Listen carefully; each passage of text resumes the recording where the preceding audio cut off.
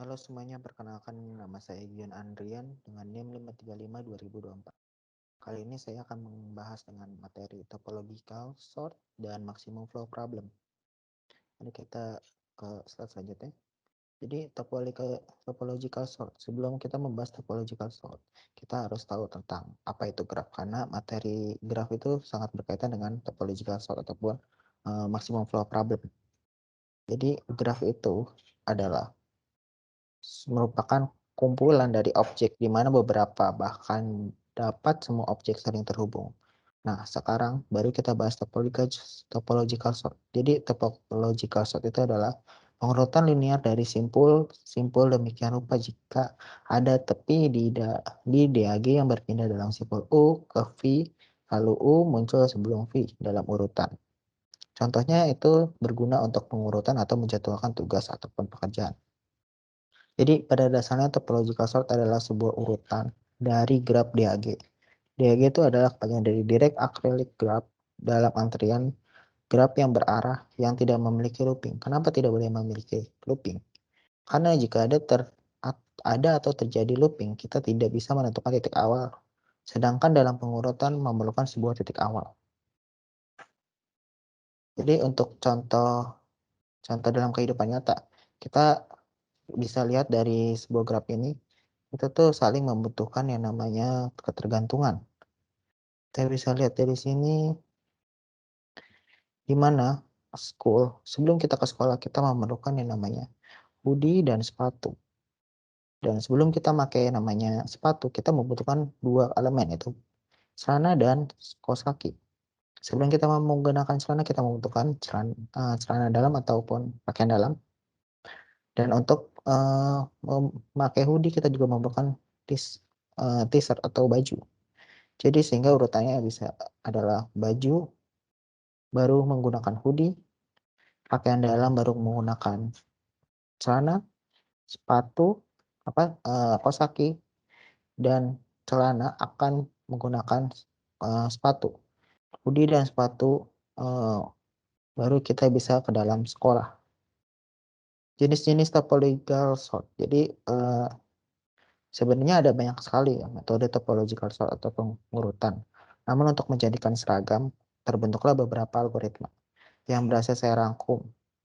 Dan kali ini yang saya akan bahas adalah kan algorithm dan depth first search. Karena dua ini adalah yang paling sering dipakai untuk para algorithm. Kebetulan saya tidak bahas, jadi saya membahas hanya dua saja.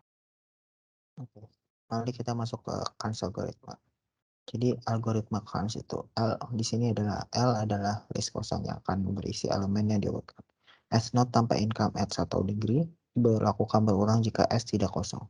Hapus not N dari S masukkan N ke dalam L. Untuk setiap not M dengan H dari N ke M, lakukan hapus H E dari graf, cek jika M tidak memiliki degree, masukkan M ke dalam S. Setelah itu cek apakah graf mempunyai S atau tidak. Jika iya maka error karena kemungkinan memiliki lebih dari satu graf. Jika tidak akan mengembalikan L yang dimana berisikan vertex yang sudah terurut. Oke, kita masuk ke dalam contoh permasalahan. Jadi kita menggunakan algoritma dengan Q-version. Jadi di sini terdapat sebuah graf. Kita akan mengurutkan secara kan.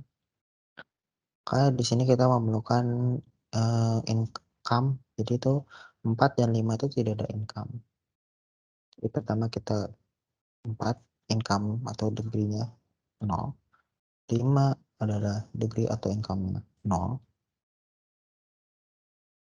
0 mempunyai income dari 5 dan 4 sehingga dia punya 2.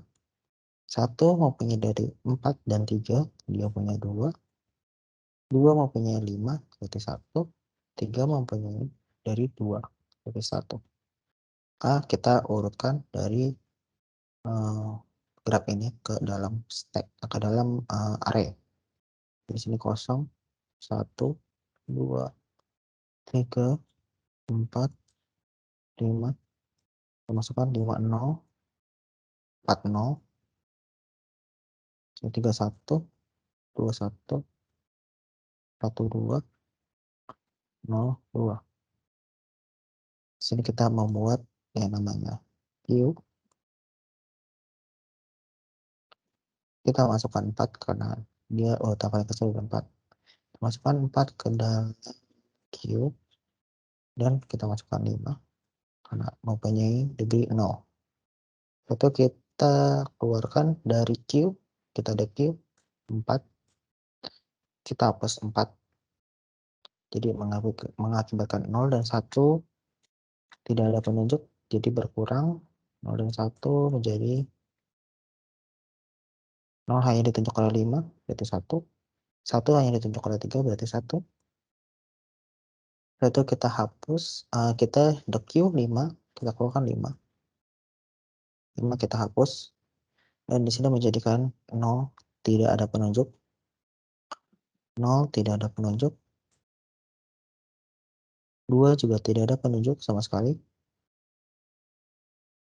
Kita masukkan 2 dan 0 ke dalam queue. Habis itu kita queue lagi 2. Kita ada queue 2. Di sini 2 dihapus. Sehingga 3 tidak memiliki penunjuk lagi. Kita update 3 jadi 0. Kita masukkan 3 ke dalam queue. Kita keluarkan 2. Kita keluarkan 0 dari queue. Kita ada queue 0. Kita keluarkan 0. Sehingga 0 terhapus. Setelah itu kita the queue lagi 3. Mengakibatkan 0 tidak ada penunjuk, 1 tidak ada penunjuknya. Jadi kan dia 0. Kita masukkan 1. Setelah itu kita the queue 1. Jadi menjadikan ini merupakan hasil dari Khan algorithm dengan menggunakan queue version. Oke, sebenarnya untuk Khan algoritma tuh ada banyak versi ya untuk menyimpan hasil degree yang 0 tersebut. Ada yang menggunakan stack, ada yang menggunakan queue, ada yang menggunakan queue ataupun stack, tanpa stack gitu. Jadi kita langsung lihat dari animasi ini aja ya.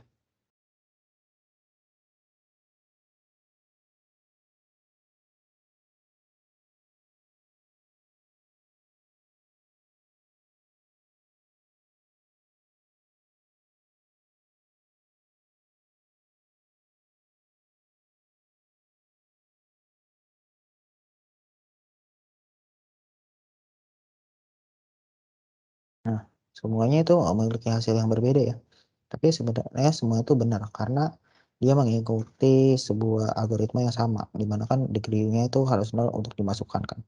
Cuma sistem masuknya beda, ada yang menggunakan disimpan di dalam stack, ada yang disimpan menggunakan queue, ada juga yang tanpa menggunakan queue ataupun stack. Jadi sebenarnya sama saja. Oke, setelah kita membahas secara teori, kita akan mempraktekannya langsung dengan menggunakan Java Code. Sini saya dapat code-nya dari Gigs4Gigs ya. Jadi pertama ini adalah membuat kelas untuk graph. Kita bikin graph seperti biasa. Ini untuk meng-add grafnya masuk ke dalam graph. Di sini itu untuk komponen topological yang secara pertama itu membuat array untuk menyimpan degree dan menginisialkan menjadi 0 dengan ini. Dan untuk mencari nilai degree dengan kompleksitasnya OV plus I ya, yang menggunakan ini membuat antrian dan antrian semua vertex dengan degree 0. Dengan menggunakan ini dia menginisialisasikan jumlah vertex yang dikunjungi, bukan variabel CNT. Membuat faktor untuk menyimpan hasil menggunakan vektor dan while ini untuk mengekstrak bagian depan antrian dan melakukan the queue dan tambahan keurutan topologi. Kita menggunakan ENTU dan kita pull dari dari queue untuk iterasi melalui semua itu dan tetangga dari simple the queue dan menurunkan degree. Jadi kita setelah melakukan queue kita kan perlu the queue dan itu tuh akan mempengaruhi degree-nya. Kita menggunakan metode ini. Ini kita cek apakah dia tuh satu graf atau enggak. Kan ada juga yang di luar graf, maka kalau misalnya dia di luar graf, maka akan error dan keluar perintah seperti ini. Setelah itu kita print topological ordernya yang dari array kita print. Itu kita di sini buat yang namanya public class kan, dan kita buat main classnya. Kita menggunakan graph, class graph. Kita menggunakan variabel g sama dengan new graph, dan ini 6-nya itu adalah jumlah grafnya. Kita tambahkan 5 mengarah ke 2, terus 5 mengarah ke 0, 4 mengarah ke 0, 4 mengarah ke 1, 2 mengarah ke 3, 3 mengarah ke 1. Habis itu kita print secara topological sort. Kalau kita print akan menjadi seperti ini. Nah, urutannya sama ya kayak yang dijelaskan melalui teori. Untuk defaults, hal itu merupakan daftar kosong yang berisi node yang diurutkan. Kita lakukan while. While ada node tanpa tanda permanen dilakukan, pilih node n yang tidak ditandai visit n. Setelah itu kita bikin sebuah function visit node n. Jika n memiliki tanda permanen, maka akan mengembalikan nilainya. Jika n tidak memiliki tanda sementara, maka akan dilakukan stop dalam artian bukan DAG atau direct click graph.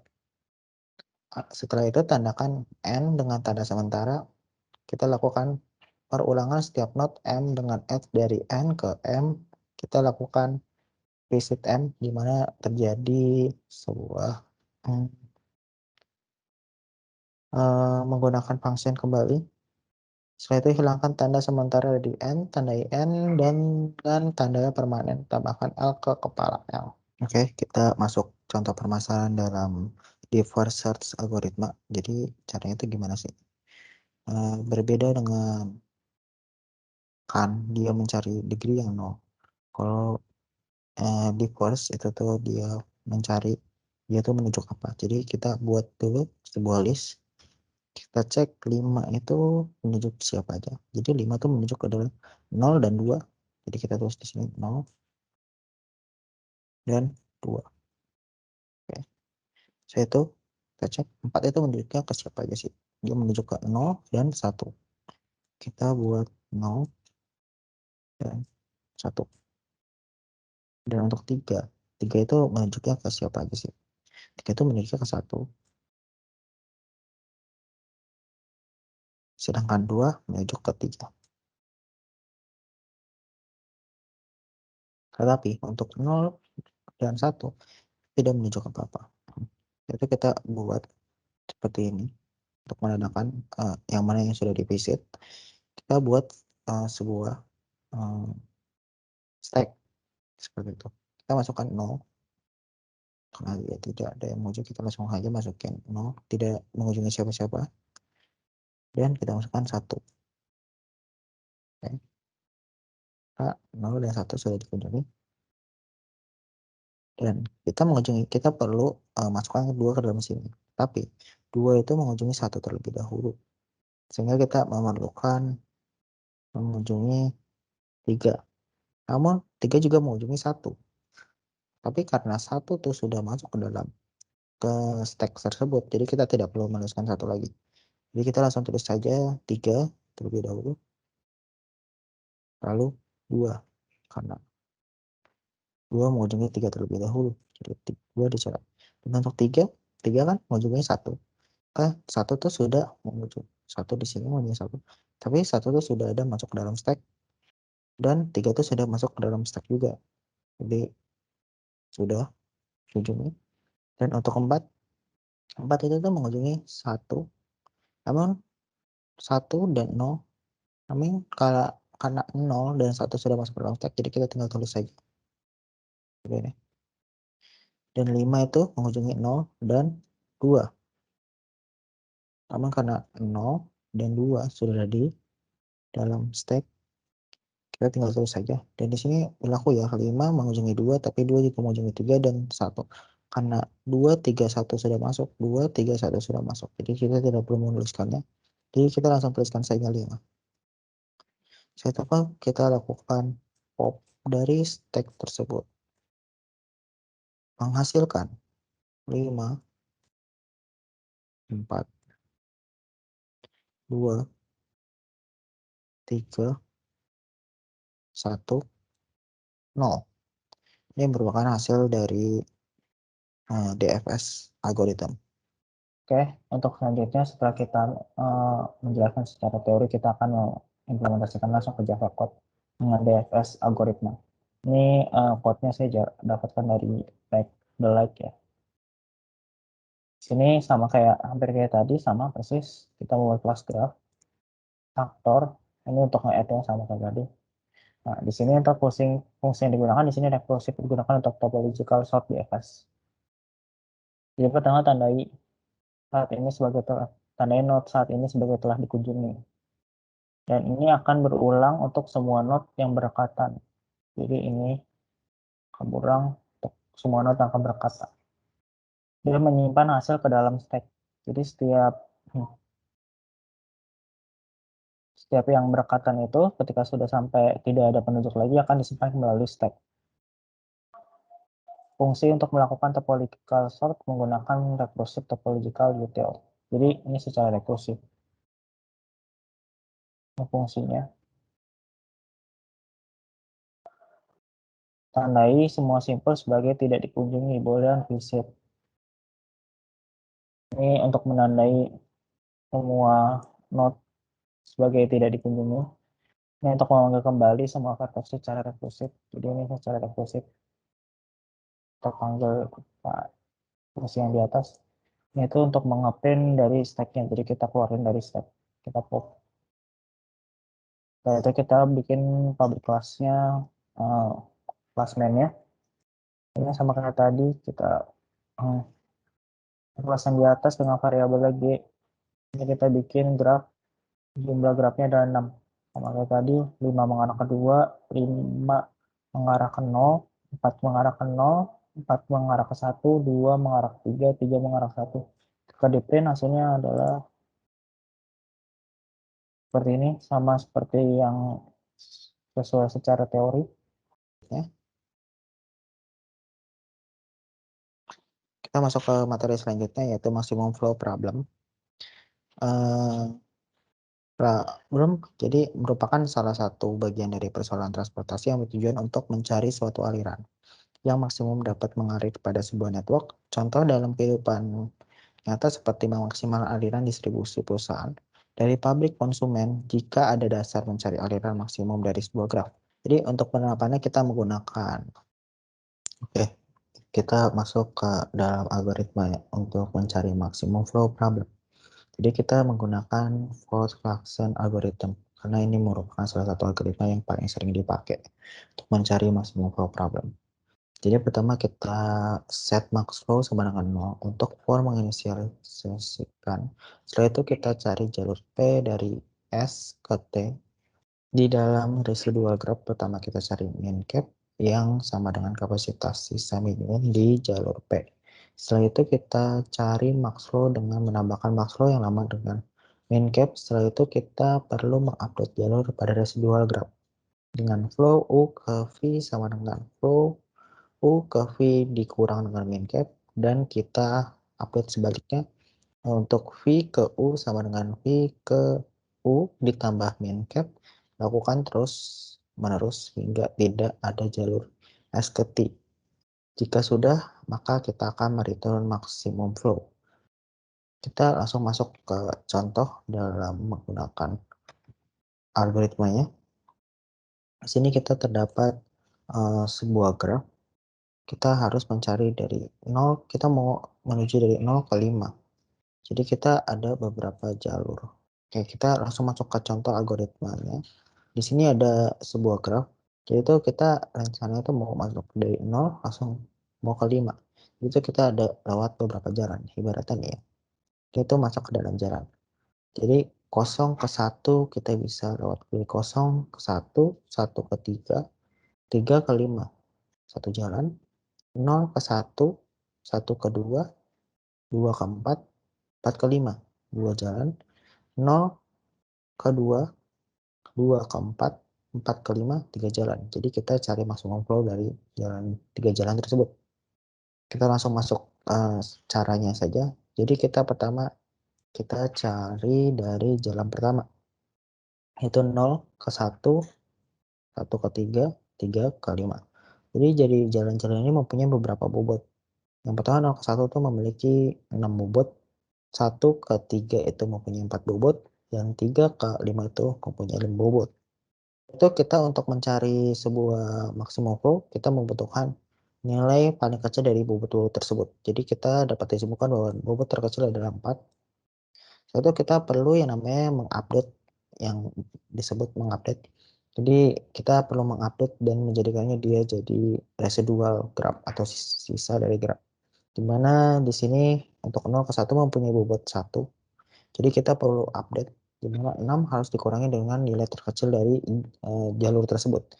Jadi sama dengan 6 dikurangi 4 adalah 2. Sebaliknya adalah karena dia masih tidak ada nilai yang tersisa, sama dengan 0 ditambah 2 ditambah 4. Jadi sama dengan arah sebaliknya adalah 4. Setelah itu 1 ke 3 mempunyai beban 4. Jadi ini harus dikurangi dengan minimum flow, minimum dari jalur yang tadi sama dengan 4 dikurang 4 sama dengan 0. Untuk arah sebaliknya juga sama, karena dia tidak ada sisa, jadi kita langsung 0 ditambah 4 jadi sama dengan 4. Dan untuk 3 ke 5 mempunyai beban sebanyak 6, dan 6 harus dikurangi dengan nilai minimum dari jalur tersebut, 6 dikurangi 2, berarti sama dengan 2, dan untuk sebaliknya adalah 4, sama seperti yang tadi. Maka akan terbentuk sebuah residual graph seperti di bawah ini. Setelah kita perlu mencari jalur lainnya. Jadi di sini kita udah menentukan ya jalur lainnya.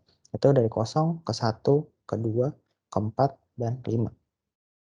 Dan step ini kan mempunyai bobot, di mana bobot tersebut kan tadi sudah kita update dengan residual graph, kita hitung nilai sisa-sisanya. Di sini 0 ke 1 mempunyai 2 bobot, 1 ke 2 mempunyai 8 bobot, 2 ke 4 mempunyai 6 bobot, 4 ke 5 mempunyai 4 bobot. Jadi setelah itu kita cari nilai minimumnya. Nilai minimum dari jalur tersebut adalah sama dengan 2. Itu kita cari, yaitu 0 ke 1 dikurangi nilai terkecil dari jalur tersebut adalah 2. Jadi 2 dikurang 2 sama dengan 0, jadi dia tidak ada nilainya. Dan 4 karena nilai sisa dari residual graph yang tadi adalah 4. Kita perlu tambahkan dari nilai minimum yang kita dapat dari jalur tersebut, ditambah 2 sama dengan 6. Dan untuk ke 1, 1 ke 2 adalah mempunyai bobot 8. 8 dikurangi 2 adalah 6. Dan untuk arah sebaliknya karena dia masih kosong tidak mempunyai residual graph ataupun nilai sisa. Jadi sama dengan 2. Setelah itu 2 ke 4 adalah mempunyai beban 6. 6 dikurangi 2 adalah 4. Dan untuk nilai sebaliknya karena dia tidak memiliki sisa adalah 2. 4 ke 5 mempunyai beban adalah 4. 4 dikurangi 2 adalah 2. Untuk nilai sebaliknya adalah 2 karena tidak mempunyai sisa.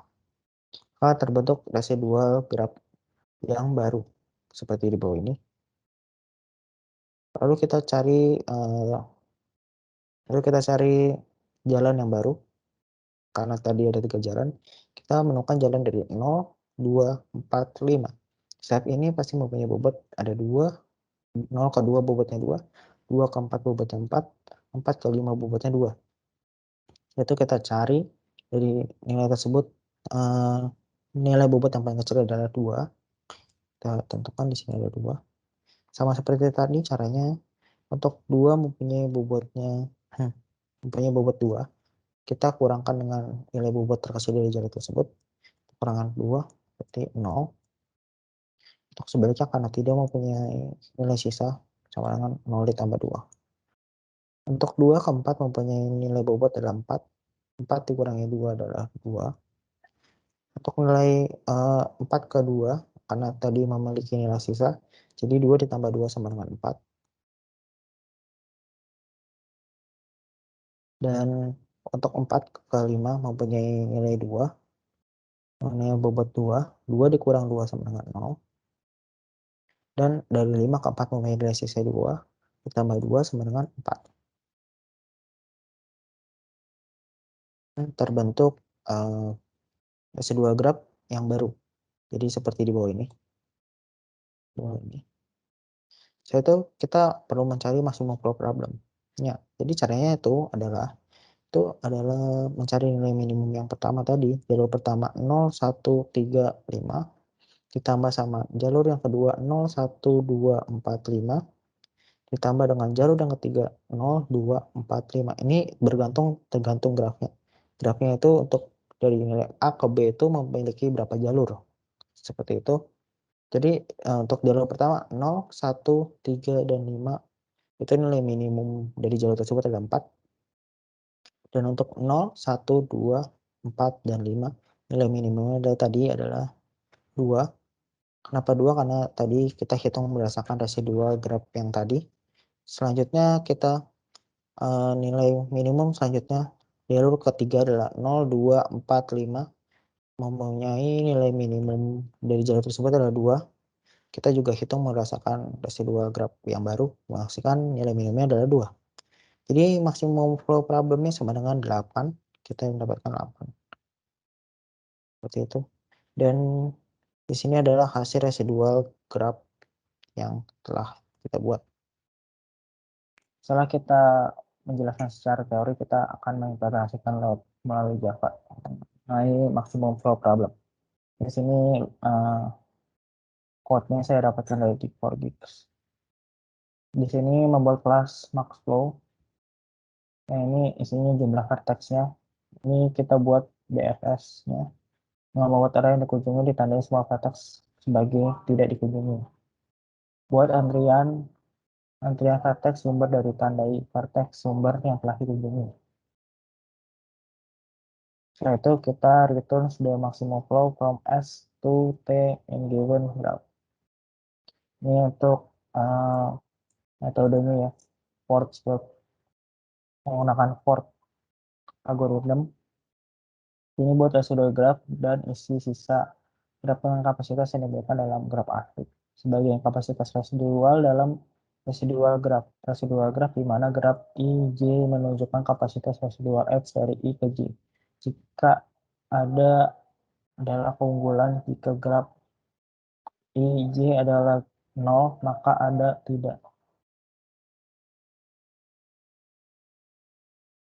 Setelah itu array diisi oleh BFS untuk menyimpan pad. Setelah itu ini untuk menginisialisasi maxflow-nya. Ini untuk mencari nilai minimum dari residual capacity, mencari nilai minimum maksimum dari pad. Jadi sama kayak tadi, melalui teori, kita pertama mencari nilai minimum dari sebuah jalurnya itu untuk kita masukkan ke dalam nilai maksimum. Setelah itu kita perbarui residual edge-nya dan membalikan edge di sepanjang pad.